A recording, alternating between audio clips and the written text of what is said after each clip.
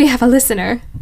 Now, if I know anything about people like you, and trust me, I have a fairly good understanding, you do not know much about life among monsters and under gods. Never fear, dear listener, for I can be your guide through this tumultuous journey into our troublesome world. That is, if you're bold enough to accompany me. You see, if you truly want to know the fates of our beloved heroes, you must brave the murkiest of waters, the darkest of forests, and the sweetest of shops. Does that worry you? It probably should, but if you're still listening, welcome to Roanoke.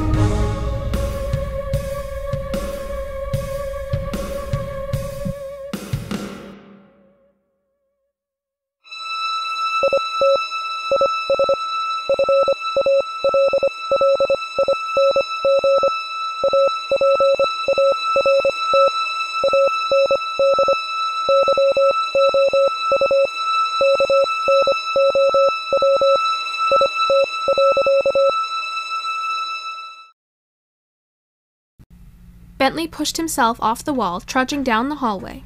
His face wore that same weary, passive annoyance at the world, but it wasn't hard to see the strain beneath it. Edith knew that whatever darkness danced across his mind, whatever thoughts were toying with Bentley right now, he did not want her to see. For once, she did not pursue the unknown. She was beginning to understand that the mysteries of the human heart were very different from the mysteries of reality, and one had to be handled with much more care than she was used to. With shot nerves and a heavy heart, she wordlessly followed him. Down the halls of the blood-red school she walked, the very ones that had plagued her memory, mocking her with questions.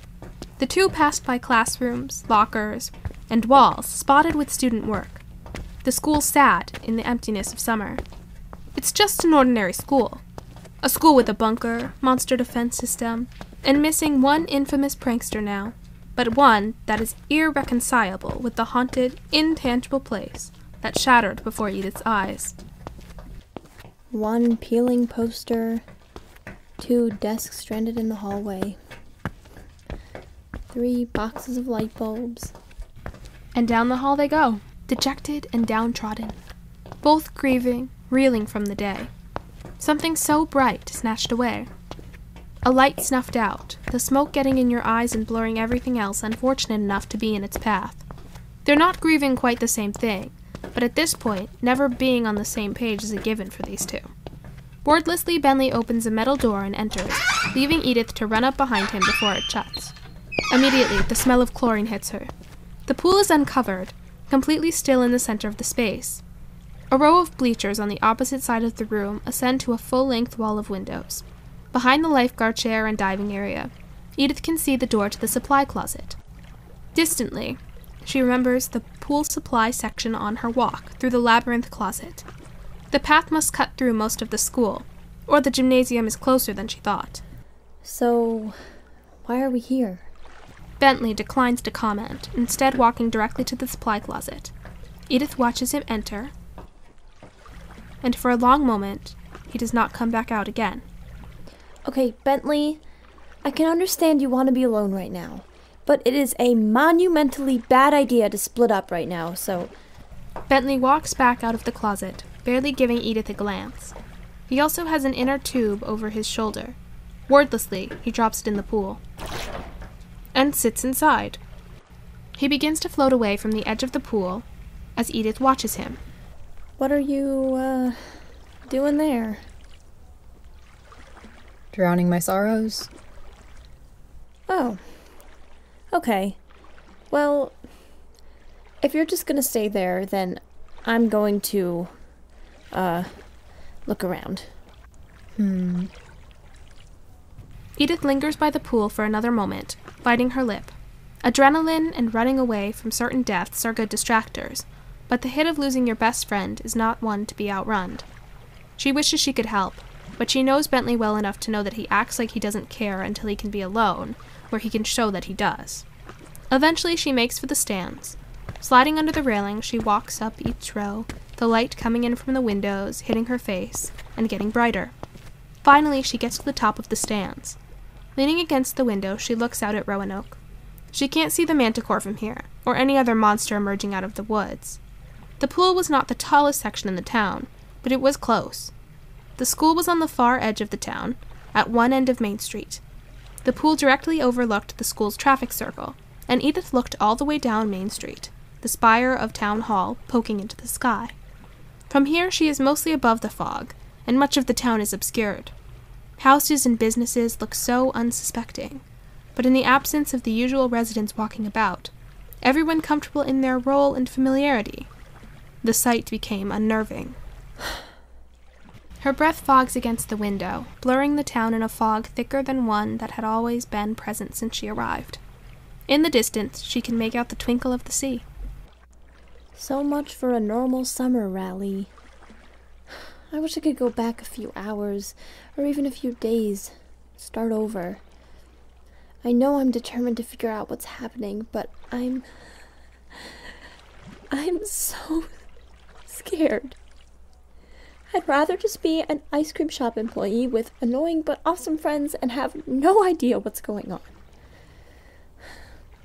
But I guess... You mumbling to yourself up there, Sprinkles? There's no way you can hear me from up here. Knew it. Well, if you're in the mood to talk now, I guess I have someone to talk to. She makes her way back down the pool. Bentley is still half dead to the world, floating in the tube in the pool, but he catches Edith's eye, briefly, as she approaches. Edith stops to take her shoes and socks off, neatly putting them to the side. She sits, putting her feet in the water. Hooking one under the tube, she reels Bentley in closer to the edge. So... I am so sorry about everything. About Jordan. It's not your fault. I would have liked to see the prank you guys were gonna do in here. I don't think I would want the details on how you got into the rafters, though. Not like either of us would have been around for it. What do you mean? You were gonna head back to Jericho at the end of the summer, and Roanoke and I were probably gonna part ways. Preferably explosively. What, were you gonna run away? I wish. Not that I hadn't thought of that. You know benediction? No. Oh, yeah, Sprinkles. I'm in the big leagues now. Mother thinks I'm a wayward delinquent who needs straightening out. I mean, you are. But Benediction Academy is the worst of the worst. It's like we were made for each other. No, you're not. I haven't known you for that long, but that place is designed to crush your soul out of you and ships you all over the colonies to do busy work and kill things. I do know that you care more than you let on and deserve something much more than this. Well, congratulations. You're just about the only one. What about Bobby and Alex? The Rat Pack can't survive without Jordan. We're a group. Lose one, lose everyone. We're finished. I shouldn't be surprised that you can be this oblivious sometimes. Oh, I am not the oblivious one here. I saw how he looks at you. Looked. Ugh. What? Oh. Do you mean Jordan? Yes, I mean Jordan. And you were so wrapped up in his charm. If by charm you mean being pleasant and welcoming to me, then yes, I was. He was the first person to truly be nice to me here. I don't know why it bothers you so much. Not everyone has to be mean to me. I knew you wouldn't get it. What is it? Oh. Oh.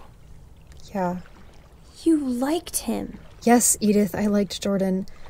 How could you not? That smile, the way he would look at you like you were the only person in the room, and now he is...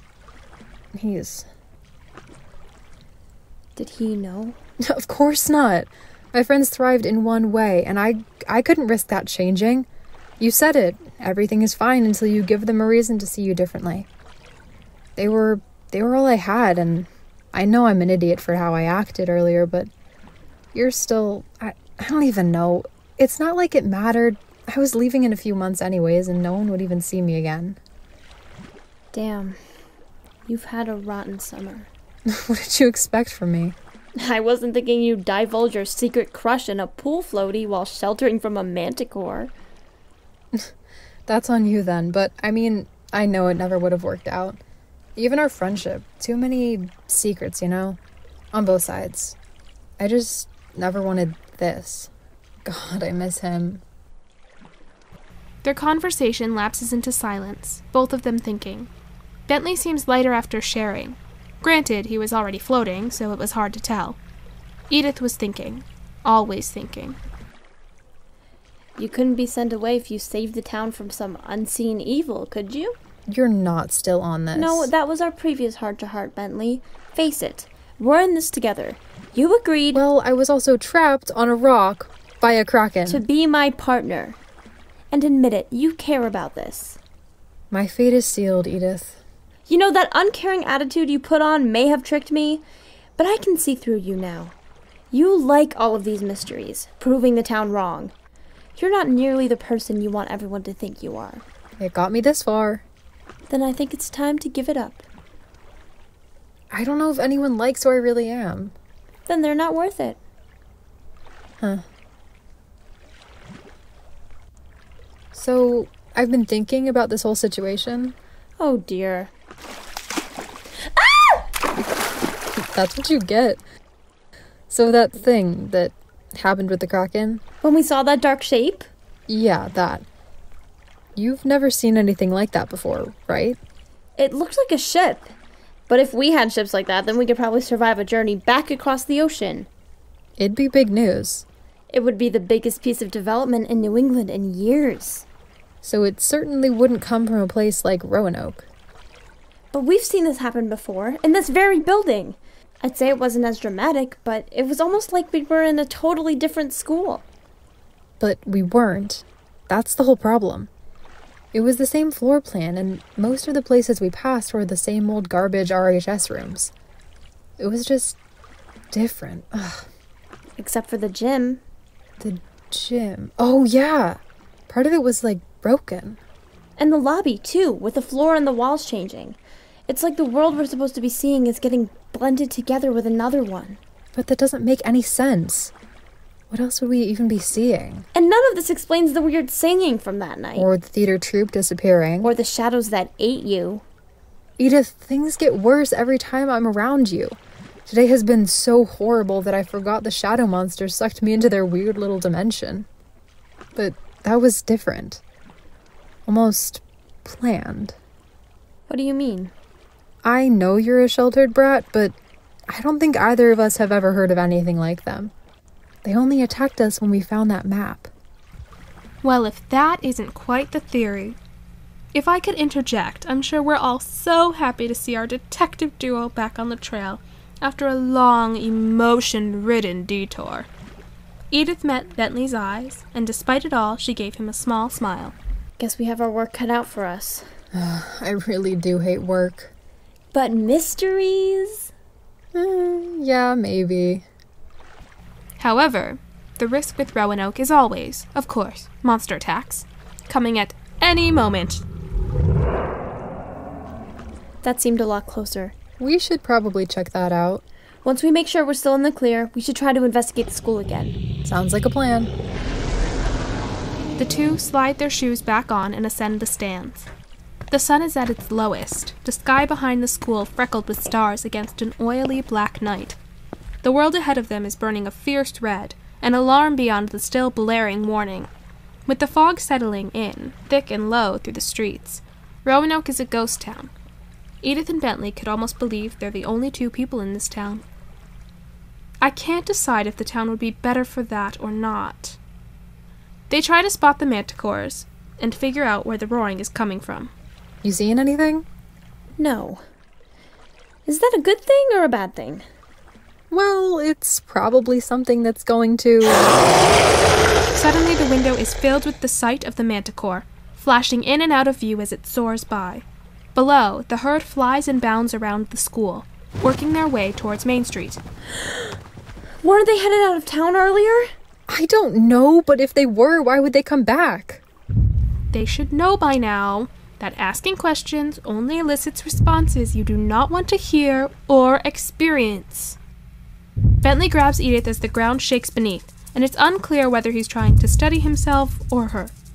They look around trying to find the source. Edith?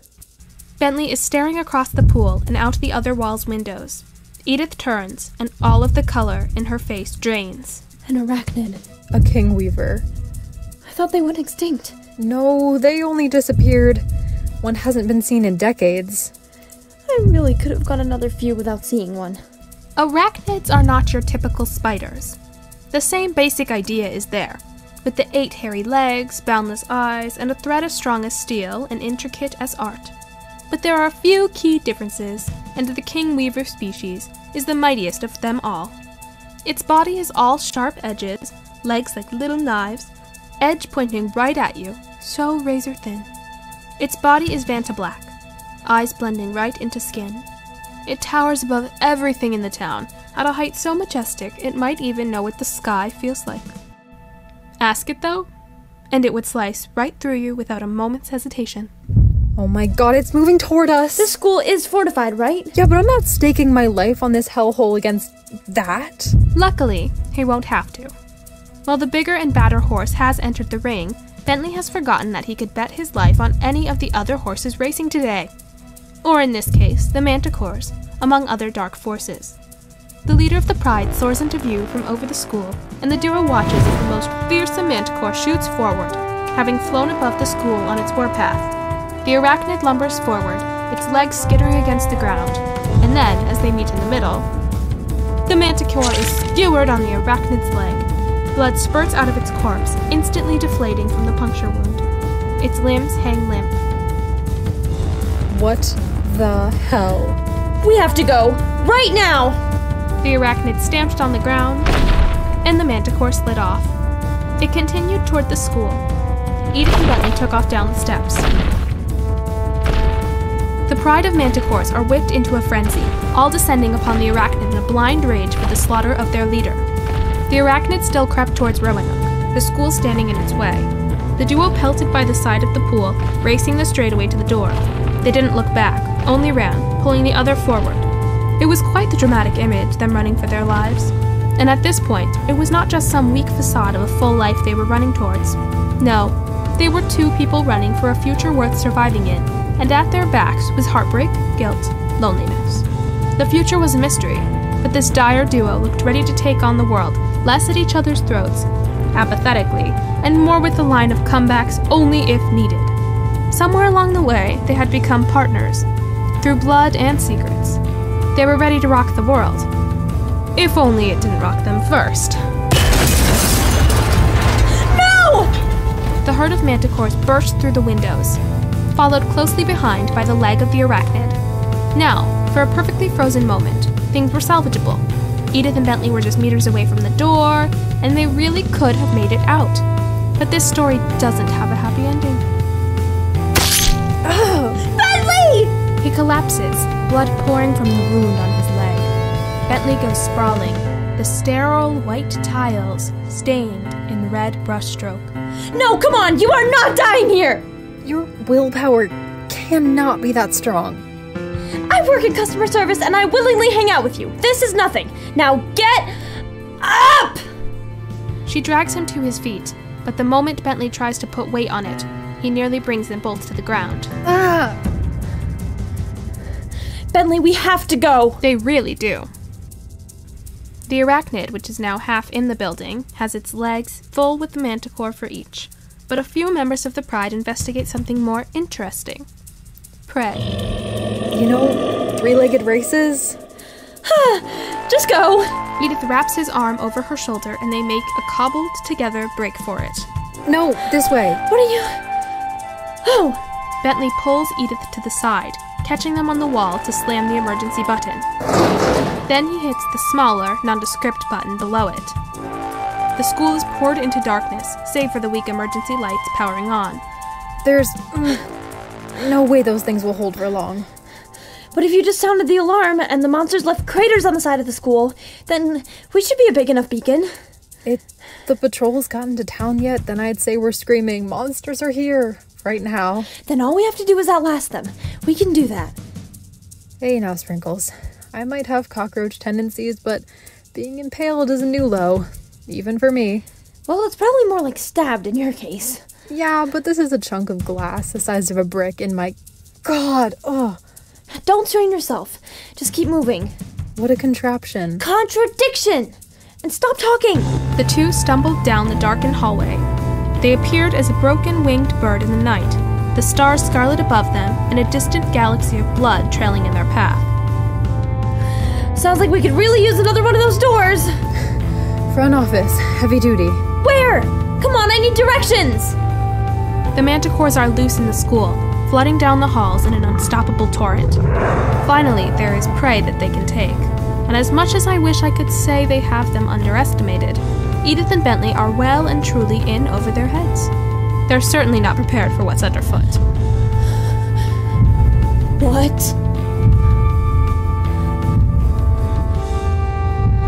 There's a common phrase, keep your eye on the ball. While it can stem from many activities, juggling seems the most appropriate here. There have been balls thrown into the air in today's never-ending episode, what with the mysterious phenomena, monster attacks, and now mortal peril. Edith is a stubborn girl, and Bentley is a boy who doesn't like being told his limits. They are a formidable pair if they could work together through the caution tape surrounding them. However, they both fell victim to the same problem. They took their eyes off the ball that mattered most, the one at its zenith. Watch! The entire school quakes around them, the halls bending. But this is no illusion this time. Edith loses her footing, and her grip on Bentley comes undone. They stagger and fall in opposite directions, just as a leg of the arachnid tears through the ceiling. Bentley! Edith scrambles to her feet, lunging around the leg for Bentley, desperately trying to drag him to safety. The arachnid has other intentions. It lifts its leg, the only thing left supporting the school. The ceiling suddenly collapses entirely, and Edith's last glimpse of Bentley is of him in a puddle of blood, the spark he hides so well, flickering out of his eyes as a rush of cement covers him. No! Edith crumbles to the ground, eyes rolling to the back of her head. She's in a state between consciousness and the dark oblivion of involuntary slumber. Her thoughts, always spinning, always an arrow traveling through the dark of a true path, unspool. A deck of tarot cards dropped, scattering on the floor, fates weaving and winding and hiding, and concealed and glaring. The darkness swallows her whole, but not before she feels hands settle on her shoulders like a breeze. Not quite there, but certainly not nothing. Not that I, or possibly anyone else, could see anything. No, you can't die yet.